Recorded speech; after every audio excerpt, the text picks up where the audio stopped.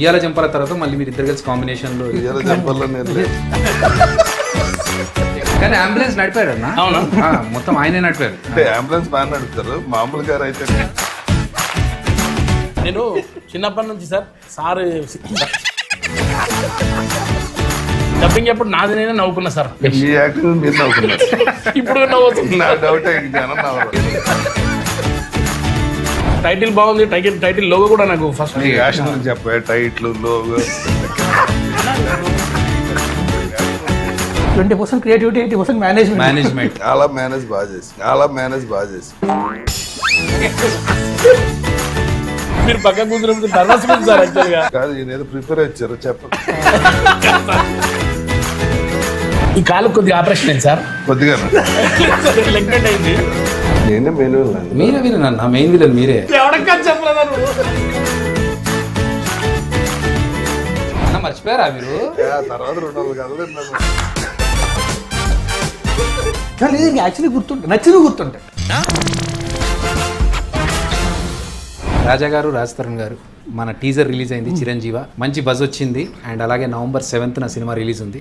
మీరు టీజర్ చూసి మీకు అంటే ఏంటి ఇప్పుడు యాక్టర్ అయిపోయి, డైరెక్షన్ అయిపోయి, యాంకర్ కూడా అన్ని చేస్తాను. అంటే ఆల్ ఇన్ వన్ ఫీమేల్ యాంకర్ని పెడదాం అనుకున్నాము. ఫీమేల్స్ కంటే నువ్వు అందంగా ఉన్నావు బాబోయ్ అంత లేదు, అంటే నేను ఫీమేల్ లాగా చూసారా సార్ ఎప్పుడు కూడా. పెట్టేసినట్టు మెయిల్ అయితే కొద్దిగా మెయిల్ చేస్తారని చెప్పి మనమే ఉన్నాం. ఎవ్వడు పట్టించుకోలేదు.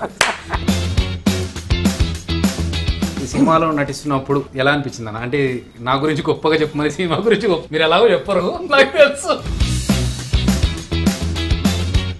మీ ఐడియా బాగుండింది, డిఫరెంట్ గా ఉంది. కథ చెప్పినప్పుడు అనిపించింది. ఇంతవరకు ఆ కాన్సెప్ట్ లో రాలేదు కదా. తన లైఫ్ ఇంకా ఎంతకాలం ఉందన్నదే హీరో కనిపించడానికి కొత్త కాన్సెప్ట్. సినిమా కూడా బాగా డీల్ చేశారు అన్న దగ్గర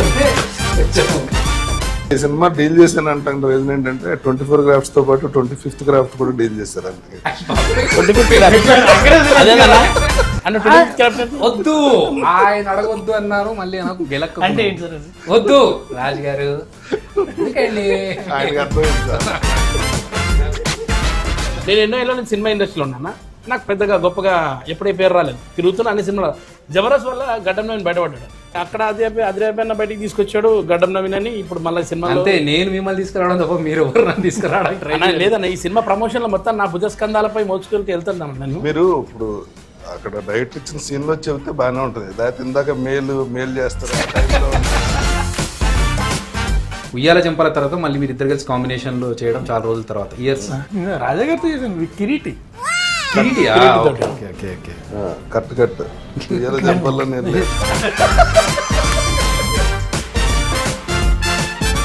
రాజు గారు మీరు చెప్పండి మీ ఎక్స్పీరియన్స్. అంటే నా ఎక్స్పీరియన్స్ ఏముంది, నేను సినిమా చేస్తాను, నువ్వు ఫస్ట్ డైరెక్ట్ చేస్తున్నావు, నీ ఎక్స్పీరియన్స్ చెప్పాలి. How was it? చాలా అంటే ఎన్నిసార్లు చేయమంటా, ఒకటే షార్ట్ దగ్గర నుంచి సార్ ఇంకొకసారి చేయి దండం పెడతాను మీకు. ఎలా ఉంది ట్రాన్సిషన్, ఎలా ఉంది ఇప్పుడు అర్థమైందా డైరెక్టర్ల బాధ? 100%. నేను ఎందుకంటే అంటారు కదా, డైరెక్షన్ అంటే 20% క్రియేటివిటీ, 80% మేనేజ్మెంట్. చాలా మేనేజ్ బాగా చేసి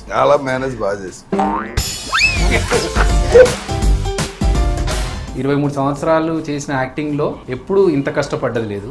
ఈ సినిమా కోసం ఒక డైరెక్టర్గా అంటే అన్ని పనులు అన్ని దాని మీద. అంటే డైరెక్టర్ అంటే అసలు 24 క్రాఫ్ట్స్ ని అందరినీ డీల్ చేయాలి కదా. డీల్ చేయాలి. ప్లస్ టైమింగ్ ఉంటది. ఈ ఆర్టిస్ట్ వెళ్ళిపోవాలంటాడా, డేట్స్ లేవంటారు, అది అంటే చాలా ఉంటాయి టెన్షన్. డైరెక్టర్ అంటే అసలు అంత ఈజీ. అది కాక ఏంటంటే మొత్తం బ్లాకింగ్ అంతా చేసుకున్న తర్వాత ఆర్టిస్ట్ కో క్రియేటివిటీ ఉంటుంది.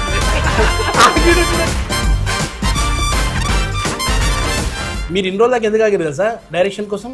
ఆహా ఇప్పుడు వస్తుంది అందులో చేయాలని మీరు ఆగినట్టు అనిపిస్తుంది నాకు. మీకు అనిపించింది? ఇది కూడా కట్టే.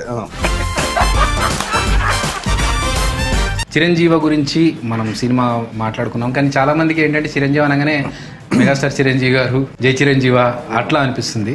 మీరు స్టోరీ విన్నారు, ఈ టైటిల్ అనుకున్నప్పుడు ఇది యాప్ట్ అనుకున్నారా, ఇంకేదైనా ఉంటే బాగుంటుంది అనుకున్నారా మీరు? మన కథకి చిరంజీవి చాలా రాజు గారు మీకు? నాకు స్టోరీ విన్నప్పుడు అంటే కాన్సెప్ట్ చాలా కొత్తగా ఉంది, ఫన్ ఉంది, ఇంప్రూవైజ్ అవుతాయి, ప్లస్ ఇంకుంటే కామెడీ అనుకున్న దానికంటే ఇంకా బెటర్గా వస్తుంది. కానీ షూటింగ్ మనం ఎక్కడ కూడా ఏంటంటే అమ్మాయి వాళ్ళు చాలా కష్టపడి అట్లీస్ట్ ఆర్టిస్టులు ఎవరికి కూడా అలా అనిపించలేదు, హ్యాపీగానే అయిపోయింది షూటింగ్ అంతా. నీ సంగతి నాకు తెలిసిన డైరెక్టర్ కాబట్టి. కానీ ఒకటి ఏంటంటే అంబులెన్స్ ట్రాఫిక్ లో అంబులెన్స్ ఇంకా ఫాస్ట్ ట్రాఫిక్ కదలట్లేదు స్వామి. కానీ అంబులెన్స్ నడిపారు అన్న. అవునా? మొత్తం ఆయనే నడిపారు. అంటే అంబులెన్స్ బాగా నడుపుతారు, మామూలు గారు అయితే వెనకాల అంబులెన్స్ బాగా అవ్వాలి, వెనకాల అంబులెన్స్ బాగా ఇంకా కావాలా? అది అంబులెన్స్ లాగారు ధైర్యం వచ్చి ఉంటుంది. ఏదైనా ఇందులో పర్లేదు, ఇక్కడి నుంచి వెళ్ళిపోవచ్చు. మీరు కర్మ సిద్ధాంతాన్ని నమ్ముతారా? నమ్ముతాను. ఎవడైనా నమ్ముతాడు. కర్మ అనేది ఎలా ఉంటుంది అంటే, ఇప్పుడు ఫర్ ఎగ్జాంపుల్ గిల్లారంటే ఎవడొచ్చి అక్కడి నుంచి గిల్లేస్తాడని కాదు కదా, what goes around comes around. I believe. నేను నమ్ముతాను. కర్మ అంటే హిందీ సినిమా కర్మ కాదు. కాదు, ఈయన ఏదో ప్రిపేర్ ఇచ్చారు చెప్పండి. మీరు పక్క కూర్చున్నప్పుడు నర్వస్ సార్ యాక్చువల్గా. నేను ఏం మాట్లాడితే ఏమైతే అర్థమైతలేదు.